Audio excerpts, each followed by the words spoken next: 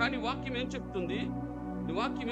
14వ వచనం మనం చూస్తే గనక 14వ వచనం, నిత్యము భయం కలిగి ప్రవర్తించేవాడు ధన్యుడు, హృదయమును కట్టిన పరుచుకునేవాడు కీడులో. నిత్యము భయం కలిగి, నా ప్రభు నన్ను చూస్తున్నాడు, నా ప్రభు కన్నులు నన్ను వెంటాడుతున్నాయి, నా మాటలు ఆయన వింటున్నాడు, నా ప్రవర్తన ఆయన పరిశీలిస్తున్నాడు, నేను నా దేవునికి తగిన విధంగా నేను నడుచుకోలేని పరిస్థితుల మధ్య నేను ఉన్నాను, నా నిర్ణయాలు తప్పు, నా ఈ సరైన నిర్ణయాలు కాదు అని వెళ్ళే పరిస్థితులు మనకి ఎక్కడ కనపడదు. ఆలోచన చేయండి. దేవునికి దాచిపెట్టి, దేవునికి మరుగు చేసి, దేవునిని కప్పి నువ్వు వాట్సాప్లో దాయగలవా? ఆలోచన చేయండి. నీ మెసేజ్లో దాయగలవా? నువ్వు ఇన్స్టాగ్రామ్లో దాయగలవా? అంటున్నాడు, నీవు కనీసం నిత్యము భయం కలిగి ప్రవర్తిస్తే నువ్వు ధన్యుడివి, నువ్వు నిలబడగలుగుతావు.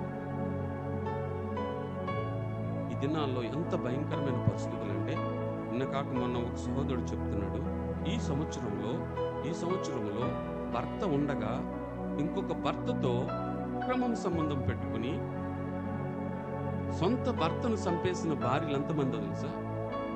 650 మంది చెప్తున్నారు ఈ సంవత్సరం.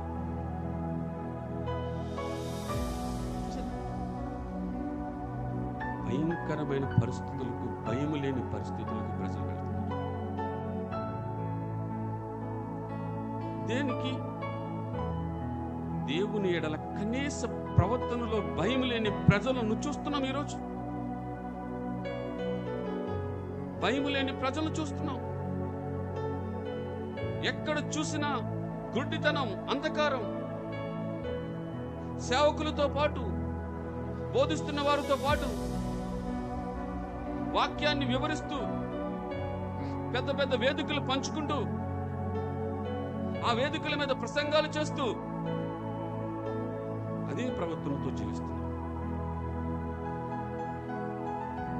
మార్పు చెందడానికి కానీ, దేవునికి భయపడడానికి కానీ, దేవునికి ఇష్టపూర్వకంగా తమ మనసులు సమర్పించుకోవడానికి కానీ మనుషులు ఇష్టపడలేదు. దేవుని వాక్యం ఎడల వేదన చెందే హృదయము కనబడలేకపోతుంది. అయ్యో, నా మనసును మార్చుకోవాలి,